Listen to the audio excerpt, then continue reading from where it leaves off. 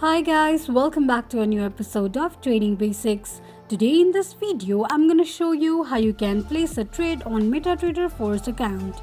Keep watching the video till the end. To place a trade on MetaTrader 4, firstly go ahead and open your MetaTrader 4 application.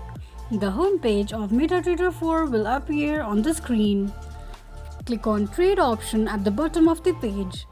Now to place a trade on MetaTrader 4, click on File icon at the top right corner of the page. Choose your market execution amount. Now to place a trade, enter your selling amount on the left side and tap on Sell by Market, or else enter your buying amount and tap on Buy by Market. This is how you can place a trade on MetaTrader 4's account quickly and easily just in few steps. If you have any thoughts or queries, let us know in the comments section. Don't forget to subscribe to our channel. Also press the notification bell icon so that YouTube will notify you whenever we post a new video. I hope this video was helpful to you.